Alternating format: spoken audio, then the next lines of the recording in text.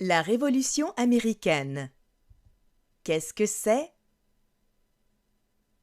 La Révolution américaine est un conflit qui oppose les 13 colonies à leur métropole, la Grande-Bretagne. Ce conflit débute en 1775, 15 ans après la fin de la guerre de la Conquête, et se termine en 1783, avec la signature du traité de Paris. Les 13 colonies ne se sont pas rebellées contre leur métropole du jour au lendemain. En effet, depuis la fin de la guerre de la Conquête, les tensions entre les 13 colonies et la Grande-Bretagne ne cessent d'augmenter, notamment pour des questions de territoire. Les colons anglo-américains réclament depuis longtemps d'étendre leur territoire vers l'ouest, des régions pour lesquelles ils se sont battus aux côtés des Britanniques pendant la guerre de la Conquête. Par 2 fois, la Grande-Bretagne va pourtant ignorer leurs demandes. En 1763, lorsque la Grande-Bretagne trace une frontière définitive à l'ouest des 13 colonies et attribue les territoires au-delà de celles-ci aux Premières Nations, puis en 1774, lorsque la métropole cède une grande partie des territoires indiens à la province de Québec. À ces enjeux territoriaux s'ajoutent également des enjeux économiques et politiques. À la fin de la guerre de 7 ans, la Grande-Bretagne a accumulé une énorme dette de guerre. Pour rembourser cette dette, elle décide d'imposer une série de taxes à ses colonies. Les 13 colonies réagissent vivement en déclarant que ces taxes sont illégales.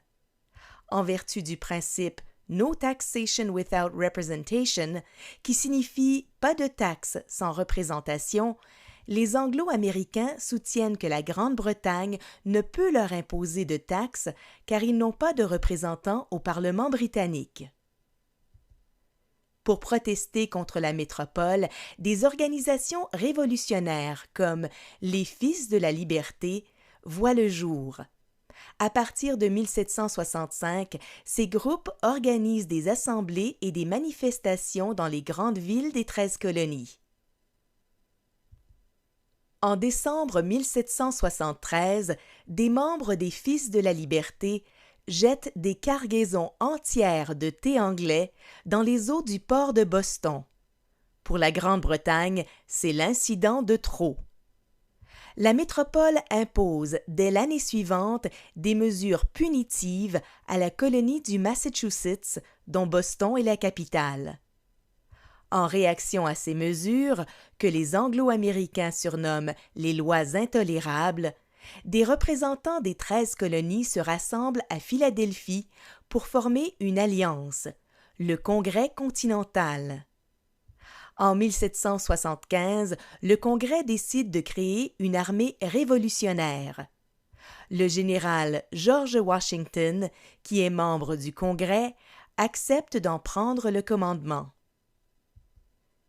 Les premières batailles entre les révolutionnaires américains et les troupes britanniques éclatent la même année au Massachusetts. C'est le début de la guerre de l'indépendance. Pendant l'automne 1775, des troupes de l'armée révolutionnaire envahissent la province de Québec. L'été suivant, elles doivent cependant battre en retraite face à l'arrivée de renforts en provenance de Grande-Bretagne. Le 4 juillet 1776, à Philadelphie, le Congrès adopte la Déclaration d'indépendance. 2 ans plus tard, le 6 février 1778, les États-Unis signent un traité avec la France qui s'engage à soutenir militairement les révolutionnaires américains. En 1781, les Américains et les Français remportent une victoire décisive à Yorktown, en Virginie. La Grande-Bretagne est obligée de négocier la paix. Le 3 septembre 1783, des représentants du Congrès et du gouvernement britannique signent le traité de Paris. Dans ce traité, la Grande-Bretagne reconnaît l'indépendance et les frontières d'une nouvelle nation, les États-Unis d'Amérique.